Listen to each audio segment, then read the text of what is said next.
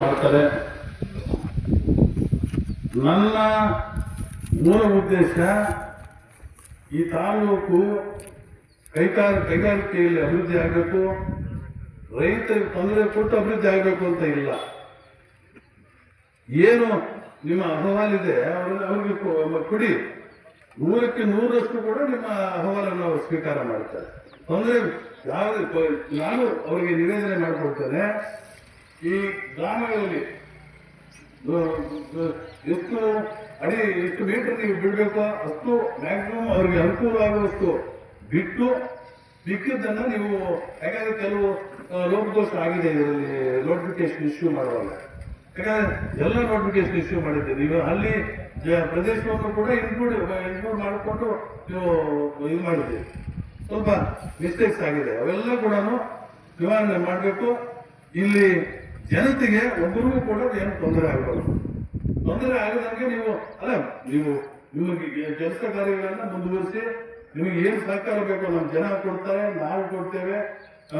ನಮ್ಮ ಜನರಿಗೆ ಅವರ ಒಂದು ಕಷ್ಟಗಳನ್ನ ನೋಡಿಕೊಳ್ಳುವ ಒಂದು ಬೇಸಿಕ್ ಜವಾಬ್ದಾರಿ ತಮ್ಮದು ಹೇಳಿದ್ವಿ.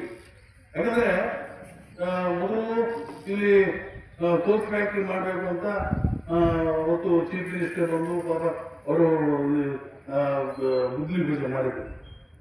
ಅದೇನೋ ಕಾರಣಾಂತರಗಳಿಂದ ಆಗಲಿಲ್ಲ, ಎಲೆಕ್ಷನ್ ಬಂತು. ಇವತ್ತು 2 ಪ್ರದೇಶಗಳನ್ನ ಈಗ ಪ್ರಪೋಸ್ ಮಾಡಿದ್ದೇವೆ. ಇದೊಂದು ಮತ್ತೆ ಲಕ್ಷ್ಮೀಪುರದ ಒಂದು, ಅಲ್ಲಿ ಕೂಡ ನೆಲಮಂಗಿ ಏರಿಯಾದಲ್ಲಿ ಕೂಡ 2. ಯಾಕಂದ್ರೆ ಈ ಭಾಗದಲ್ಲಿ ಈ ಕಡೆ ಇಂಪ್ರೂವ್ ಆದ್ರೆ, ಹೋಲೂರು ಮತ್ತೆ ಈ ಎದ್ದೂರವರೆಗೂ ಇಂಪ್ರೂವ್ ಆದ್ರೆ, ಮತ್ತೆ ಆ ಭಾಗದಲ್ಲಿ ಲಕ್ಷ್ಮೀಪುರ, ರಾಯಲ್ಪಾಡು, ಬೊಮ್ಮಪಲ್ಯ ಮತ್ತೆ ಶ್ರೀನಿವಾಸಪುರದವರೆಗೂ ಎಕ್ಸ್ಟೆಂಡ್ ಆಗುತ್ತೆ. ಹೀಗೆ ಎಂಟೈರ್ ತಾಲೂಕು ಒಂದು ಅಭಿವೃದ್ಧಿಯ ಸರ್ವತೋಮುಖ ಅಭಿವೃದ್ಧಿಯ ದೃಷ್ಟಿಕೋನ ಇಟ್ಕೊಂಡು ನಾನು ಮಾಡಿದ್ದೇನೆ.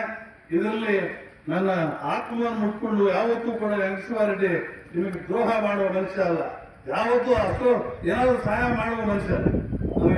ನನಗೆ ಯಾರಾದರೂ ಪಕ್ಷದ ಮರೆತು ನಾನು ಇವೆಲ್ಲ ಕೂಡ ನಾನು ಮಾತಾಡ್ತಾ ಇದ್ದೇನೆ. ಒಳ್ಳೆ ನಾವು ಕೂಡ ನೀವೆಲ್ಲ ಕೂಡ ಆಶೀರ್ವಾದ ಮಾಡಿದ್ದೇವೆ. 5 ಸಾರಿ MLA ಮಾಡಿದ್ದೇವೆ. 40 ವರ್ಷದಿಂದ MLA ಆಗಿದ್ದೇವೆ. ಈ ಕ್ಷೇತ್ರದಲ್ಲಿ ಇಬ್ಬರೇ ಶಾಸಕರಾಗಿರೋದು.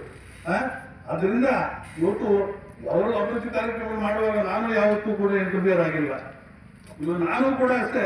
ಇವತ್ತು ನನ್ನ ಸ್ವಾರ್ಥಕ್ಕೆ ಈ ಅಭಿವೃದ್ಧಿ ಕಾರ್ಯಕ್ರಮ ಎಲ್ಲ ಕೂಡ ಮಾಡ್ತಾ ಇಲ್ಲ. ಇವತ್ತು ಮಕ್ಕಳಿಗೆ ಉದ್ಯೋಗ ಅವಕಾಶ ಸಿಗಬೇಕು, ರೈತರಿಗೆ ಅನುಕೂಲ ಆಗಬೇಕು, ಮತ್ತೆ ಎಲ್ಲ ಬಡಜನತೆಗೂ ಕೂಡ ಅನುಕೂಲಗಳಾಗಬೇಕು. ಆ ತಾಲೂಕು ಎಲ್ಲ ರಂಗಗಳಲ್ಲಿ ಕೂಡ ಅಭಿವೃದ್ಧಿ ಆಗಬೇಕು, ಸರ್ವತೋಮುಖ ಅಭಿವೃದ್ಧಿ ಆಗಬೇಕು ಅನ್ನುವ ದೂರದೃಷ್ಟಿ ಇಟ್ಕೊಂಡು ಇವತ್ತು ಈ ಕೆಲಸ